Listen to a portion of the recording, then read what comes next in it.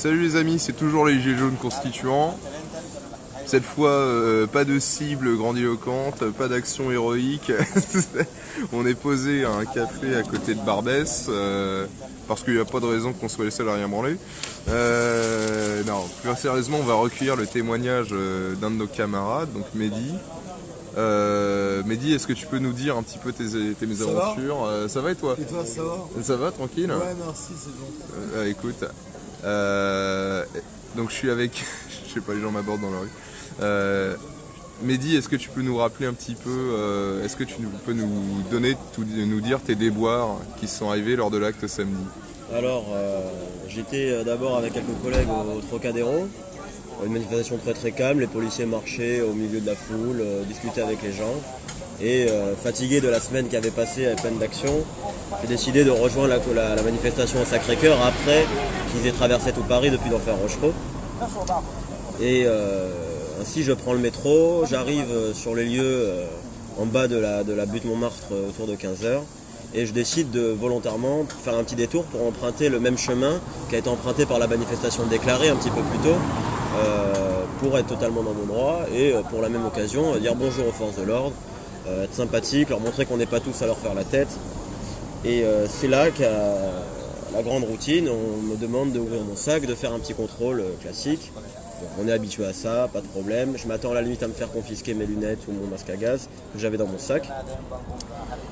Mais non, un officier très nerveux par rapport à ses collègues qui me saluaient d'abord me demande de continuer le contrôle derrière les vannes. Donc on y va. Le contrôle commence normalement, donc on trouve un masque à gaz, on trouve 2 paires de lunettes, et puis là on me demande ma carte d'identité. C'est là que je sens une petite frustration de part... Toi aussi? Je pense à maman, à ma mère. Attends une minute, maman, elle est sympa maintenant avec moi. c'est sympa, mais on est en Facebook Live là, camarade. Pas de souci. Vas-y, excuse-moi, je t'écoute. Aucun problème. Et donc au moment du contrôle d'identité, je vois une petite frustration à voir moi habillé comme on va dire le parisien lambda, mais avec un nom de famille à consonance très marocaine. Je vois que l'officier qui regarde cette carte-là commence à se dire tiens, celui-là, il y aurait quelques trucs à faire avec. Bref, on attend un quart d'heure, une demi-heure. Pendant ce temps-là, je discute avec 3-4 CRS autour de moi qui se disent quand même aussi ça commence à être très long, on se demande pourquoi. C'est pas le pire des voyous, j'entends des phrases comme ça. J'en entendais une un peu plus loin, c'est pour faire du chiffre de toute façon. Il semblerait que... C'est pour faire du chiffre. J'ai entendu cette phrase, oui. C'est un des CRS, un mec très gentil qui était avec moi qui disait ça. Ils avaient l'air de s'ennuyer, hein. Au bout d'un moment ils ont dû enlever leur casque, mais d'après ce que j'ai vu les lendemains, moi, cette manifestation avait été très calme, il n'y avait pas eu trop de débordements, donc il n'y avait pas eu... de quoi donner de quoi faire à tous ces gens mobilisés, ces milliers de CRS dans ces rues-là. Et j'étais là sûrement au mauvais endroit au mauvais moment. Au bout de ces une demi-heure, ce même officier un peu nerveux, pour ne pas donner son nom même si je ne le connais pas, vient et dit ah celui-là, il vient le chercher. Et c'est là que moi, au même niveau que les 3 CRS autour de moi qui étaient très sympathiques, exprimons une forme d'étonnement, un soupir. Et directement, ce que j'ai envie de demander, c'est pour quel motif. Mais j'ai pas eu à le faire, un des CRS l'a fait pour moi. Pour quel motif? Il n'a pas répondu, il nous a expliqué que la loi c'était la loi, qu'il avait des responsabilités et que c'était un homme droit, père de famille, bref. Ouais, tellement droit qu'il n'applique pas, il ne respecte pas la loi de son pays. Eh bien laquelle? Déjà j'aurais bien aimé savoir laquelle. Enfin bref. Je viens me faire récupérer par 2 policiers dans une scénique qui m'emmènent au commissariat de la Goutte d'Or. Ici à Barbès-Rochechouart dans le 18e. C'est pas le commissariat. C'est pas exactement le commissariat, c'est un centre de... Comment on a dit? Centre d'investigation et d'enquête de... je sais plus comment on avait dit. Je crois que c'était centre d'investigation et d'internement. Ouais, quelque chose comme ça. Ouais. Donc c'est un bâtiment de garde à vue pour poser quelques plaintes, mais rien de plus. Il n'y a pas beaucoup d'administration là-dedans. Arrivé là-bas, je ne suis pas encore au courant, je ne sais pas encore si je vais faire de la garde à vue ou pas. Je m'attendais peut-être à juste partir 1 heure après avec un papier, un appel à la loi. Donc je resterai très calme, très sympathique, toujours à discuter. 9 policiers sur 10 au total avec qui j'ai eu un échange verbal ont toujours été dans l'incompréhension. Cette jeune policière à qui on a parlé juste avant devant le commissariat disait qu'elle était là samedi et disait, même nous, tous les collègues, on disait pourquoi il est là, lui, on ne comprenait pas. Et jusqu'à la fin, jusqu'aux 21h plus tard, on n'a toujours pas su exactement pourquoi. Mais bon, on m'explique que c'est systématique, que la garde à vue ce sera systématique pour tout gilet jaune arrêté, peu importe le motif. Et même à ce moment-là, je ne sais pas si je pars pour une garde à vue de 2 heures, ou pour 24 heures, ou pour même 48, ou même être transféré dans un dépôt plus tard pour aller passer en comparution immédiate au tribunal. J'en ai aucune idée. On me dit que je peux faire appel à un avocat, mais que ça prendrait beaucoup plus de temps, que là je serais vraiment parti pour rester plusieurs jours. Donc bon, je dis, allez, faisons plus rapide. Je pense que ça a été une erreur. Mais on te dissuade de prendre un avocat d'une certaine façon. Je peux pas affirmer qu'on me dissuade, mais on m'invite à ne pas en prendre un pour mon intérêt. C'est comme ça qu'on me le dit. Après, vrai ou pas, bon, je n'affirme rien. J'ai droit à plein de petites remarques. Alors tu vas remettre ton costume de clown, t'es parti à la piscine, t'es la honte de notre région. Plein de trucs comme ça. On me demande pour prendre la photo de remettre mon gilet jaune, de mettre mon masque à gaz et de mettre mes lunettes. Si je n'avais pas rebondi là-dessus en disant que non, je ne les portais pas au moment des faits, je pense qu'ils auraient pu appliquer la loi anti-casseur sur mon dos. J'ai précisé que je ne les portais pas, il m'a dit bon alors du coup accroche-les juste autour du bras. Donc j'avais de chaque main accroché mes paires de lunettes comme un trophée. Et après ça, fouille, on m'envoie en garde à vue et je me retrouve là, dans une cellule qui est prévue pour accueillir entre 6 et 12 personnes, avec une odeur abominable, du sang par terre, des excréments humains collés au plafond, une odeur insupportable, des gens en train de dormir dans la cellule, chacun sur un des côtés de la pièce. Je m'assois dans un coin et je commence à attendre, sans savoir pour combien de temps je serai là. Je demande, dès que quelqu'un passe, si j'ai le droit de prévenir quelqu'un par un numéro de téléphone. On m'explique que j'ai le droit à un seul numéro de téléphone. J'ai demandé du coup de prévenir le numéro de prévenir ma mère pour pas qu'elle s'inquiète. Elle savait que je faisais partie des Gilets jaunes, que j'allais à une manifestation. C'est légitime pour elle de s'imaginer le pire quand son fils ne répond pas après 24 heures. Elle a passé une nuit blanche abominable, a appelé les hôpitaux de Paris, a appelé des commissariats, puisque ces policiers ne l'ont même pas appelé. Alors j'avais le droit à un appel de leur part, mais ils ne l'ont pas fait. C'est totalement gratuit et j'ai trouvé ça vraiment dégueulasse de leur part, mais bon.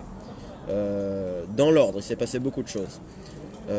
Après quelques heures dans cette garde à vue, on vient me chercher pour établir mon procès verbal. Dans ce procès verbal, la feuille contient déjà le motif avant de rentrer tous les détails de la journée. Le policier qui me fait faire ce procès verbal est hyper sympathique. Les 3 personnes dans son bureau aussi. Il me demande même s'ils ne veulent pas que je mette un peu de musique en arrière-plan. Ils sont super sympas. Il m'explique, il me fait sous-entendre que je suis fiché S, que même si c'était pas moi directement, c'était comme ça, qu'ils avaient eu des nouvelles directives qui étaient très droites et que vu le calme de la manifestation, ils avaient dû attraper un peu n'importe qui passait par là. Mon procès verbal a lieu. Je précise... et c'est là, je pense que j'ai gagné un peu leur sympathie. Je précise que nous, Gilets jaunes constituants, avons marché avec eux au Trocadéro pour leur manifestation contre les suicides policiers, que j'ai été la veille sur la plaque de Xavier Jugelet pour apporter des fleurs. Cette plaque a été vandalisée samedi de l'acte 18.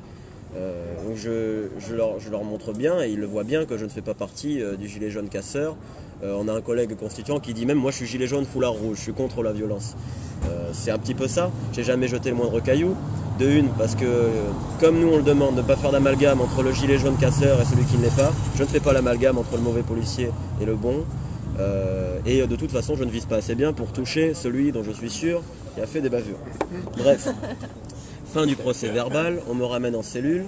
Je me tourne en boucle pendant des heures, ce qui était sur le procès verbal et le motif. Le motif écrit à ce moment-là sur le procès verbal, c'est participation à une manifestation violente et non autorisée, attroupement interdit, et c'est tout. Je précise que c'est tout parce que plus tard il y a d'autres choses qui vont s'ajouter. Cet attroupement interdit n'est pas possible puisque j'étais tout seul, et manifestation illégale et non autorisée non plus. Cette manifestation était organisée par Déclate à Manif, un groupe qui est totalement pour la dispersion en fin de manifestation et pour tout déclarer en préfecture. Et j'avais volontairement emprunté la route qui avait été employée par le cortège quelques heures plus tôt, donc pour fonctionner et être volontairement dans la loi. Même si de base j'aurais pu très bien faire le trajet 10 minutes plus court, mais je voulais vraiment être, parce que je savais que c'était une semaine après un acte qui avait été assez violent, je ne voulais pas être dans la provocation par rapport aux forces de l'ordre, je voulais montrer une sympathie et un pacifisme tel que est 90% des personnes qui prennent part à ces rassemblements, et en tout cas celui de samedi.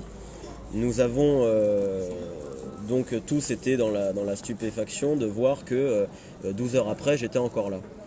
Il va se passer quelque chose de bizarre à plusieurs moments. D'abord, ce procès verbal a été fait autour de, c'est difficile pour moi à dire, je vais dire 18 heures. Il était très difficile de savoir l'heure qu'il était. Je ne pouvais même pas savoir s'il faisait jour ou nuit dans la cellule où j'étais. Mais passé 19h10, je sais que c'était 19h10 parce que j'avais demandé l'heure à la personne qui était venue me voir.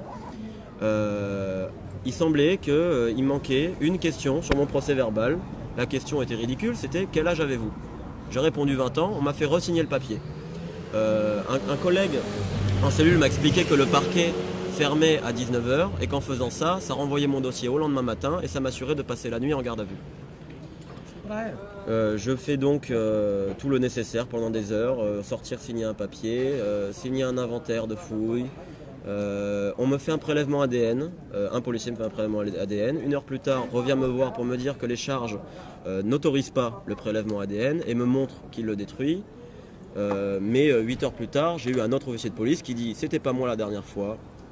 Je sais pas comment il a fait, moi je le fais en tout cas, même si je dois le détruire plus tard, je fais le prélèvement, je suis sorti avant qu'il le détruise. Donc les charges qui ne autorisaient pas ce prélèvement ADN la première fois, même si c'est les mêmes charges plus tard, un deuxième prélèvement a eu lieu et lui il est toujours présent. Je tiens à rappeler que l'ADN c'est la donnée la plus privée que vous pouviez avoir en tant qu'être humain et citoyen français. Il n'y a rien de plus privé que votre ADN. C'est très très grave de prendre ça. Plus tard, il va se passer une nuit de stress, de peur, de sanglots à certains moments. Je suis dans une cellule avec des gens qui sont là pour agression, pour vol. À Barbès-Rochechouart, c'est un quartier extrêmement, on va dire, peu paisible, oui, cosmopolite et peu paisible la nuit. Donc toute la nuit, dans les cellules juxtaposées à la mienne, ainsi que celle-là, je vois des allers-retours, des gens être amenés, des gens repartir pour des crimes de toutes sortes, viol, agression, il y a eu un voleur de téléphone, un cambrioleur, il y a eu de tout, ils se battent entre eux dans la cellule, plein de choses comme ça. Tout ce que je me suis dit tout ce temps-là, c'est qu'est-ce que je fais là? Qu'est-ce que je fais là? J'aurais été dans une cellule tout seul, j'aurais pas été aussi choqué, mais là j'étais traité comme un criminel, comme quelqu'un qui a fait le pire des crimes. Alors que ce que j'ai fait, c'est exercer mon devoir, non pas mon droit, mais mon devoir de citoyen français en manifestant. À chaque fois qu'un policier est passé pour nous amener à boire, pour aller aux toilettes, pour nous apporter à manger à certains moments, je leur expliquais ça, je leur demandais quelle était ma charge, je leur demandais s'ils avaient appelé ma mère. À chaque fois, je n'ai pas eu de réponse, mais je pouvais lire dans leur visage et j'ai eu beaucoup de fois, je peux compter une vingtaine, une trentaine de fois où on m'a toujours dit bon courage à toi, fais attention à toi. Les policiers me dirent ça quand j'arrivais dans ces cellules, quand je faisais les allers-retours entre l'intérieur et l'extérieur. Le lendemain matin, c'est dit comme ça, on a l'impression de faire une ellipse et que j'ai passé une belle nuit, mais pas du tout, j'ai pas dormi, c'est des petites siestes. À chaque fois qu'un policier passe dans le couloir, que ce soit pour ma cellule ou pour une autre, je me dis ah c'est enfin pour moi, puisqu'à aucun moment on m'a dit pour combien de temps je serais là, je n'ai jamais su à quel moment j'allais sortir. Sur les coups de 11h du matin le lendemain, on me dit que tous les gilets jaunes allaient passer en dépôt, on était 3 au total dans le bâtiment, il y en avait un qui était avec moi qui m'avait rejoint plus tard, et son collègue après, je pourrais parler de lui plus tard, parce que lui il a été victime de violences assez remarquables. Il a le nez cassé, l'arcade ouverte, l'épaule déboîtée, des déchirures un peu partout. C'était pas beau à voir. Une arrestation. Oui, sur une arrestation. Des policiers en moto. Il leur avait fait une blague. Il a dit tu voleras, mais sur ma tige, au voltigeur. Donc ils l'ont mis outrage, mais l'arrestation en elle-même était très violente. Et cette personne-là, je l'ai attendue 1 heure après avoir été sorti, il n'est pas sorti. Mais 1 heure avant que moi je sorte, sur les coups de midi, ils nous disent qu'on allait tous passer en dépôt. Donc là, on s'est dit c'est pour 48 heures, on allait être envoyé au tribunal, attendre dans une autre cellule pour passer en comparution immédiate les lundis ou mardis. Ça me faisait très peur. Finalement, 1 heure après, on vient me chercher pour me donner un rappel à la loi où il y a marqué dessus non pas ce qui était sur le procès verbal, à savoir manifestation non autorisée et attroupement interdit. Ils avaient enlevé la manifestation autorisée. La raison pour laquelle j'avais été arrêté de base, à savoir possession de masque à gaz et de lunettes, non plus, mais il y a marqué port d'armes. On m'a expliqué plus tard que le masque à gaz, que ce genre d'objet était considéré comme une arme. Et le policier tout à l'heure nous a dit aussi que dans le rappel à la loi, le document du rappel à la loi est très très généraliste, qui ne précise pas et que c'est volontairement fait comme ça. Donc port d'armes, on ne précise pas de quelle catégorie. On ne sait pas si j'avais une arme à feu, si j'avais un couteau, si j'avais un masque à gaz, ça prête beaucoup à confusion. Pour un policier français qui sait comment ça fonctionne, il n'y a pas de problème, mais le jour où je veux emprunter un aéroport, voyager de façon internationale, je pense que j'aurai des problèmes à ce niveau-là et je veux absolument faire rectifier ces choses-là parce que de une, un masque à gaz n'est pas une arme, je suis désolé, et de deux... Ouais, parce que je me permets de rappeler juste, pour ceux qui viennent de nous rejoindre, port d'armes a fini sur ton procès verbal. Oui. L'arme en question, c'est un masque à gaz. On ne sait pas, mais c'est ce que j'imagine puisque c'est la seule chose que j'avais. C'est la seule chose que tu avais. Donc ce qui a été retenu comme arme pour établir ton procès verbal en tant que port d'arme, voilà. C'est un masque à gaz. Et ton rappel à la loi, c'est un masque à gaz. J'imagine que c'est ça. Mais ça prête beaucoup à confusion. J'imagine que ce document dans la main d'un autre policier à 1 mois d'intervalle, si moi je lui raconte la réalité de ce qui s'est passé, ce que j'avais dans mon sac, ça sera légitime de sa part de ne pas me croire. Et d'imaginer que j'étais un casseur avec, je ne sais pas, une matraque, avec des pavés, avec n'importe quel attirail lambda. Là, il y a une dimension sur laquelle je tiens à revenir, parce que c'est d'expérience, c'est malheureux, mais d'avoir un nom à consonance maghrébine, ça m'a attiré beaucoup d'ennuis dans le passé avec les forces de l'ordre. Et ce que je ne comprends pas, c'est que moi, quand je suis arrivé, j'étais là pour possession de masque à gaz et de paires de lunettes. Il y avait, juste après que j'arrive, un autre gilet jaune, mais on va catégoriser physiquement et niveau vestimentaire ressembler à, je ne sais pas, le parisien lambda, français, qui avait sur lui la même paire de lunettes que moi, la Decathlon jaune fluo. C'est très très drôle que Decathlon vende des lunettes de piscine jaune fluo, pas d'autres coloris à 1,60 €. Je trouve ça très très sympa de leur part. Et une bombe. Il avait une bombe gazeuse, comme les policiers ont manuelle, pour la courte distance. Ça pour moi est très très grave. Cette personne-là a fait 1 heure de garde à vue, a été relâchée plus tard. Voilà. Et il a été dans une pièce avec des personnes, on va dire, de couleur blanche. Moi j'étais avec des Algériens et des Marocains. On rappelle que tu t'appelles Mehdi. Voilà, c'est ça. C'est probablement la raison pour laquelle j'ai fini en garde à vue et c'est probablement la même cause qui fait que les CV sont renvoyés très très vite quand on envoie ça à Paris et des choses comme ça. Mais bon, c'est pas le sujet. J'arrive à la fin de cette garde à vue, je sors avec ce procès verbal en ayant malheureusement signé ce document de rappel à la loi qui dit port d'armes, qui est au milieu de 20 pages, qu'on m'a dit c'est de la paperasse, que j'ai fait le plus vite possible. J'étais fatigué après avoir passé 21 heures dans une cellule abominable.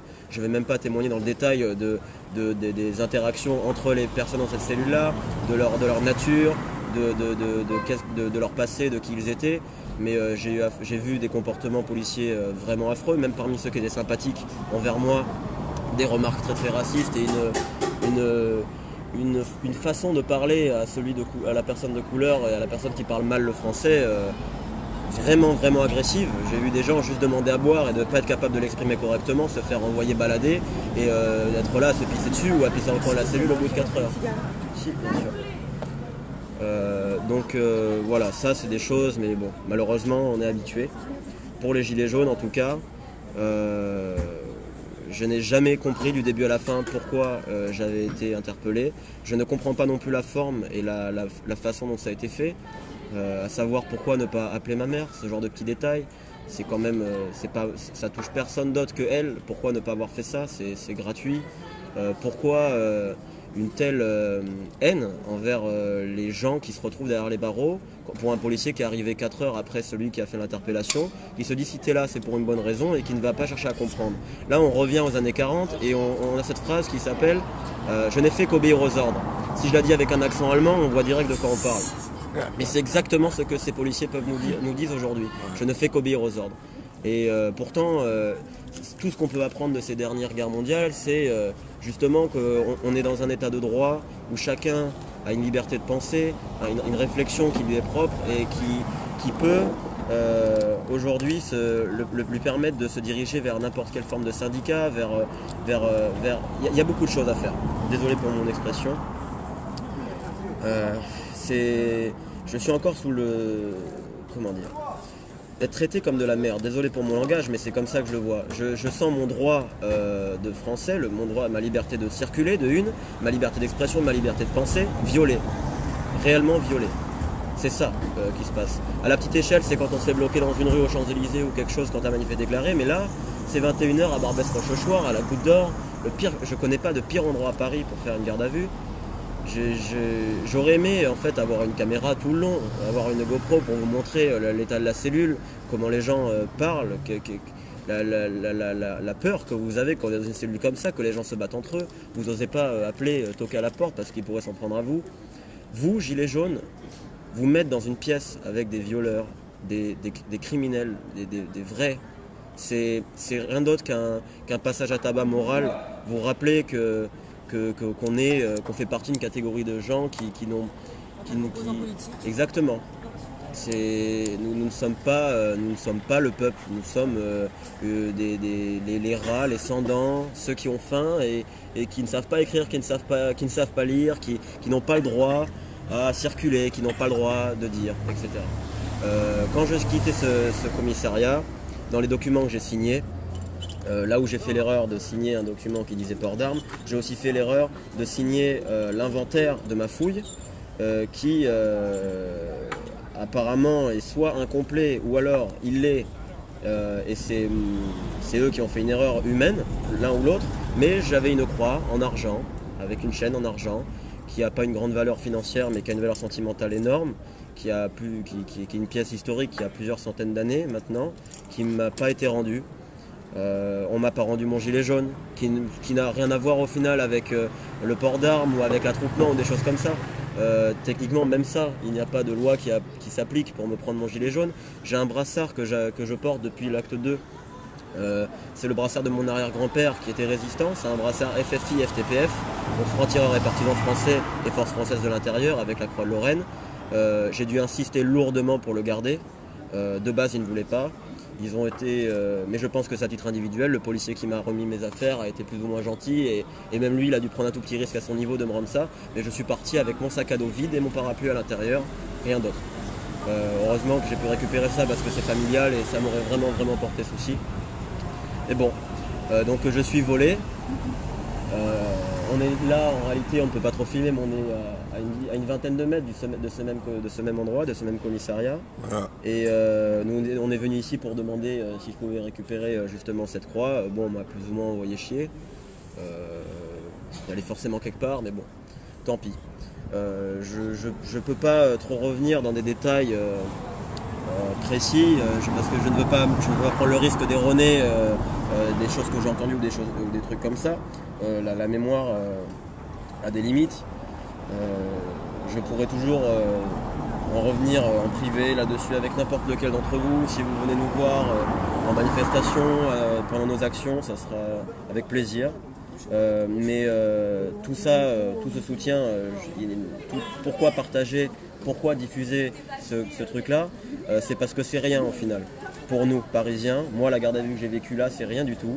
Il y a plein de villes de France qui n'ont pas la chance d'avoir des caméras, qui n'ont pas la chance d'avoir des médias indépendants, qui n'ont pas la chance d'avoir des gilets jaunes constituants qui apportent un soutien, même pour vous donner des avocats, pour vous aider à vous expliquer vos droits, même pour être là quand vous sortez de la garde à vue.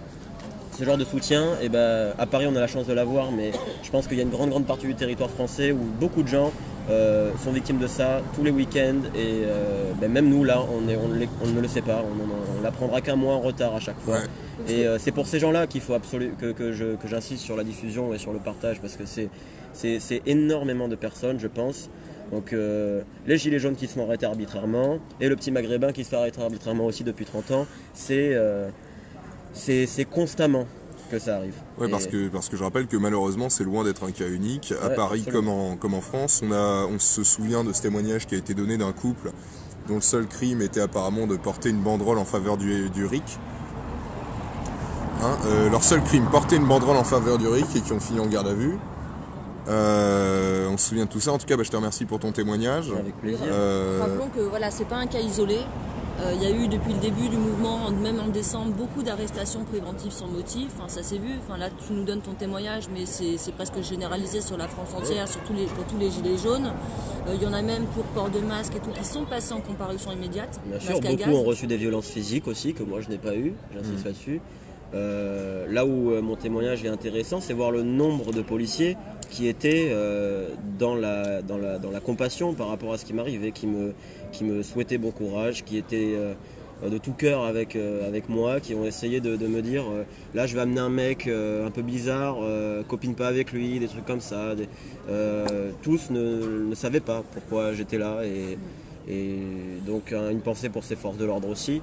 D'ailleurs, à ce propos, il y a un article du coup qui est paru le 14 mars de Mediapart qui explique du coup, parce que le préfet de police a demandé du coup aux différents commissariats, aux différents policiers mobilisés sur le terrain, de faire un certain nombre d'arrestations pour montrer que le gouvernement fait bien son travail. Et samedi dernier, la manifestation ayant été très calme, du coup pour rentrer dans les quotas et faire les chiffres demandés, voilà, il faut faire du chiffre, cette phrase. Voilà, ils ont été amenés du coup à arrêter des gilets jaunes qui n'avaient rien fait. Et sur un commissariat, donc il semblerait, enfin l'information que j'ai c'est par un officier de police qui nous a dit que c'était le commissariat du 6e, mais j'en suis pas sûre. Dans l'article de Mediapart, ils disent Est parisien, enfin voilà, donc a priori pas le 6e. Et en gros, les policiers se sont mis sur ce commissariat successivement en arrêt pour pouvoir justifier auprès de leur hiérarchie qu'ils n'arrivaient pas à remplir les quotas. C'est-à-dire voilà, on n'a pas fait le quota, mais parce qu'il nous manquait 4 officiers, il nous manquait 4 policiers, le lendemain il en manquait encore 4, etc. Donc c'est pas généralisé sur tous les commissariats, hein, rappelons-le. Mais en tout cas sur un commissariat apparemment dans Paris, refusant par intégrité et parce qu'ils ne se sont pas engagés pour ça, d'arrêter sans motif des manifestants, ont tenté comme ils ont pu de résister. Donc ils ne peuvent pas tous se mettre en arrêt le même jour, hein. C'est un peu comme les hôpitaux, c'est-à-dire qu'ils ne sont pas là que pour arrêter les gilets jaunes, les policiers, hein. Ils arrêtent du coup, comme tu dis, les violeurs, les cambrioleurs, les braquages, etc.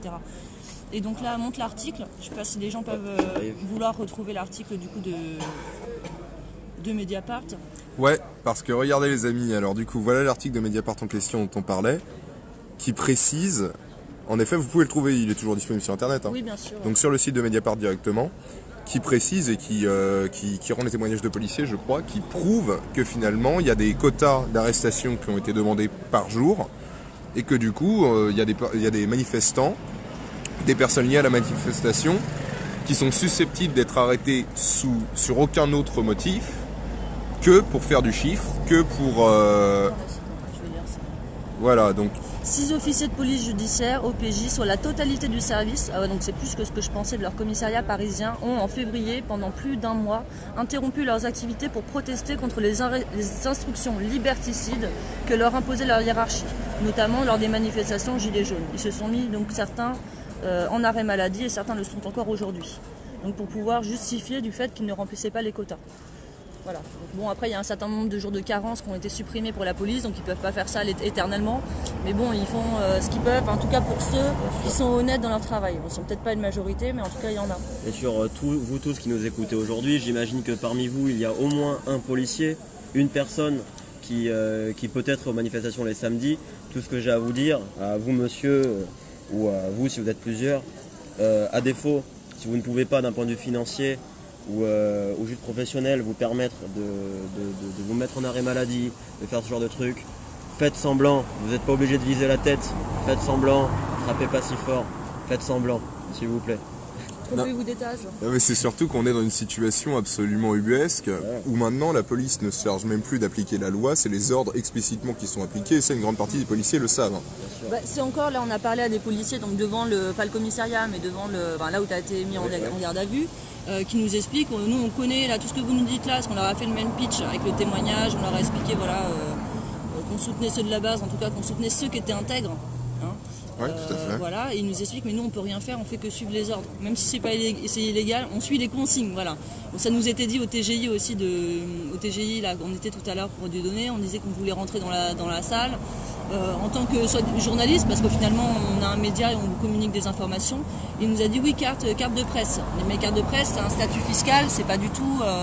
Si tu peux être journaliste avec un stylo, un téléphone, t'es plus ou moins, si tu donnes de l'information, tu fais du petit. On prétend pas être journaliste, hein, mais on tente un minima de donner un peu d'informations. Et il nous dit non, mais c'est pas la loi, c'est les consignes. Donc même lui, dans sa tête, en tant que policier, il fait la distinction, il sait que c'est pas la loi. Mais on n'est pas là pour appliquer la loi, on applique les consignes. On applique ce que notre hiérarchie nous demande. On a fait qu'obéir aux ordres. On a fait qu'obéir aux ordres. Ouais, il y en a d'autres qui ont dit ça, ouais. Ils ont mal fini. Non mais c'est là-dessus, je peux aussi témoigner, puisque j'ai été présent à la manifestation samedi. J'ai tenté de m'y rendre et j'ai pris le désormais traditionnel 135 € d'amende. 135 € d'amende, hein, les amis. J'ai pris j'ai l'amende, j'ai le PV parce que j'ai refusé d'enlever le gilet jaune quand je l'ai été demandé, quand ça m'a été demandé par la police. J'ai pris 135 € d'amende sur la manif. Alors, je mets au défi n'importe quel juriste de trouver un article de loi qui m'obligerait à enlever le gilet jaune lors d'un contrôle d'identité tout simple. Je vous mets au défi de trouver un article de loi qui me force à le faire sous peine d'amende. Ça n'existe pas, hein. Donc encore une fois, et ils le savent très bien, donc ils sont chargés d'appliquer des ordres parfaitement illégaux aux yeux de la loi française. C'est un cas exceptionnel pour les gilets jaunes. Mehdi, ton histoire en illustration. On a d'autres témoignages qui sortent sur internet. On a eu aussi des témoignages chez les constituants de ce qui nous est arrivé. Non, c'est très grave quand même ce qui se passe en ce moment. Pour l'instant, il tape au portefeuille. Donc voilà, ça va être 130 € d'amende à chaque fois. Donc on va voir la suite. On va pas pouvoir tenir comme ça bien longtemps. Donc c'est le but. Hein, c'est de nous faire rentrer tous chez nous, quoi. Tout ça par des pressions judiciaires. D'abord, ça commence par pression financière. Et la guerre des tranchées, on la connaît. La guerre de position, on la connaît. La guerre d'usure, on la connaît. Et c'est dans notre sang, on y arrivera. Mais on ne peut pas accepter ce genre de choses d'arriver en France. On a beaucoup trop de personnes qui sont mortes depuis 300 ans, et même plus pour tous ces droits magnifiques qu'on a ici. Cet espace qui est l'espace français, c'est incroyable. C'est cette cosmopolitanisme. Ah là là, j'arrive pas. Cosmopolitisation. Oh là là. Toutes ces libertés de circuler, de penser, et tous nos droits. La France, ça n'est que ça. Ça n'est que ça. Si on n'a plus ça, on n'est plus rien. On est un État parmi tous les États-Unis d'Europe. Et c'est pas ce qu'on veut. On a une souveraineté à conserver, on a des droits, mais si quelqu'un est mort pour quelque chose comme ça, on lui doit un respect infini. On se doit d'appliquer à la lettre toutes ces choses-là. Il faudrait pas qu'on ait à refaire tout ça. Il ne faut pas que tous nos aïeux, parce que chacun d'entre vous, chacun d'entre nous, nous avons tous un arrière-grand-père, des ancêtres qui sont morts pour ça. Il ne faut pas qu'ils soient morts pour rien. C'est pas possible. Ce qu'ont vécu nos poilus, c'est affreux. C'est incroyable à quel point ces morts nous regardent. Et tout ce qu'ils ont fait a une répercussion directe sur ce qui se passe aujourd'hui. Tout découle de notre passé. Notre passé fait ce que nous sommes aujourd'hui. Et c'est vital de comprendre tout ça, que toutes ces forces de l'ordre, que tous ces gens-là qui ont une conscience, qui sont humains, comprennent que c'est nous qui les payons, c'est nous le peuple, c'est nous qui produisons les richesses de ce pays, c'est nous la France. La France, c'est pas des idées, c'est pas quelques riches, c'est toute une culture, c'est toute une religion du droit et comment dire, de la liberté, quoi. De la liberté, merde. La liberté, c'est pas indivisible. C'est les libertés avec un S, déjà, c'est couper la chose. C'est pas possible. La liberté est indivisible. Et se faire arrêter, se faire mettre en garde à vue pour exercer son droit de manifestant, c'est incroyable. Je tiens à rappeler l'article 35 de notre Constitution. Si le gouvernement viole les droits du peuple, le soulèvement, l'insurrection par le peuple et pour toutes les portions du peuple est le plus sacré des droits et le plus fondamental des devoirs. Le plus fondamental des devoirs. C'est pas seulement un droit, c'est un devoir. C'est une discussion qu'on avait plus ou moins avec les policiers tout à l'heure là devant le commissariat, enfin, qui n'est pas un commissariat, en leur disant voilà les gars, on a quand même une mafia au pouvoir. Là, il y a des gens quand même dans ce pays qui sont au-dessus des lois, et même eux nous disaient mais qu'est-ce qu'on fait? Comment on fait? Je dis bah écoute, nous on est dans la rue, on essaye là, depuis ça fait 4 mois qu'on y est, et le seul moyen, donc c'est ce qu'on essaie de leur dire à chaque fois, c'est ralliez-nous quoi. Si tu disais s'il y a des policiers qui nous écoutent, c'est pas possible autrement. Alors effectivement, un policier qui poserait le bouclier, il risque pas simplement de perdre son boulot sans solde, il risque aussi le pénal.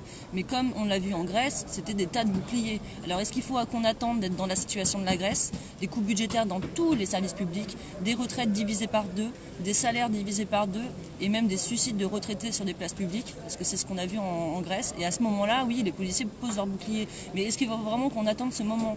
C'est-à-dire que là, on est quand même dans une pénalisation de la police, la loi ne s'applique plus, hein, on est passé dans des... ou alors même on légifère sur des lois liberticides, voilà, tout se passe comme prévu, tout va bien en France, dans le meilleur des mondes, vive la démocratie. Donc bon, Bon bah écoutez les amis, et oui je vois des tas, je lis vos commentaires hein, les amis, pas payé, pas payé. Je vous rassure, à aucun moment je compte payer l'amende, je pense qu'aucun d'entre nous ne compte payer ces amendes-là qui sont légitimes, et encore une fois, si ça doit aller au pénal, ça ira au pénal. Bon, je crois que c'est sur ces sages paroles qu'on va pouvoir terminer le live, si tout le monde est d'accord. Petit mot pour la fin, Mehdi, du coup. Très très important de relayer ces choses-là. Encore une fois, c'est pas pour moi qu'on fait tout ça, c'est pour tous ceux qui sont dans l'ombre, qui ne sont pas relayés par des réseaux, relayés par des constituants. C'est tout ce qu'on peut faire. On a cet outil qui est malheureusement détourné de son utilité de base, qui est Internet. Mais aujourd'hui, avec un téléphone, on a un pouvoir incroyable. Par là, je m'excuse si des fois notre éloquence n'est pas parfaite, mais tout le monde avec un stylo est journaliste en France. Tout le monde avec un cerveau peut penser ce qu'il veut et il faut absolument défendre ça. Et une pensée pour tous ceux qui n'ont pas la chance d'être comme moi, avoir un soutien énorme. Ça me fait énormément chaud au cœur quand je vois les commentaires, les partages, tous les avocats qui font un travail gratuit pour les gilets jaunes qui ont un problème. Vous faites un travail remarquable, c'est extrêmement noble ce que vous faites. Et voilà, même à l'échelle individuelle, avoir un petit statut Facebook, dès lors que vous avez quelques amis, vous pouvez partager ça. Même si les gens ne donnent pas un like dessus, ils l'auront vu et ils auront de quoi réfléchir quand ils prendront le métro. Et c'est très très très important, très très important. On ira suivre aussi prochainement du coup au TGI les lundis, on essaiera d'y être si on peut toutes les semaines. Enfin, on va voir, aller soutenir ceux qui passent en comparution immédiate ou ceux qui prennent des peines pour vous relayer les informations, parce qu'il y a très peu en fait au final d'informations qui sortent sur toutes les condamnations qu'il y a eu. On a de temps en temps des articles de presse qui sortent, mais après c'est pas tant pour donner l'information, je pense qu'il y a des journalistes qui le font, mais c'est surtout pour une forme de soutien. C'est tu sors du tribunal et tu vois qu'il y a des gilets jaunes qui sont là. Ouais, si vous pouvez y aller les lundis et mardis. Ouais.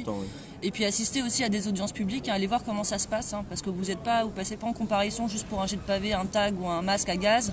C'est procès politique, c'est-à-dire qu'on vous demande de vous justifier de pourquoi vous avez un gilet jaune, de manière assez agressive. Donc je vous invite tous à aller soutenir les gilets jaunes qui passent en comparution les lundis au TGI Porte de Clichy. Et si vous pouvez assister à l'audience pour vous rendre compte de ce que c'est la justice en France. Voilà. Super, bah écoutez les amis, je crois qu'on va finir sur cette note. Restez avec nous sur les Gilets jaunes constituants, puisqu'on va pas s'arrêter tout de suite, je pense. Ah, je pense qu'on va peut-être refaire un petit tour au TGI, tiens, ça va être sympa.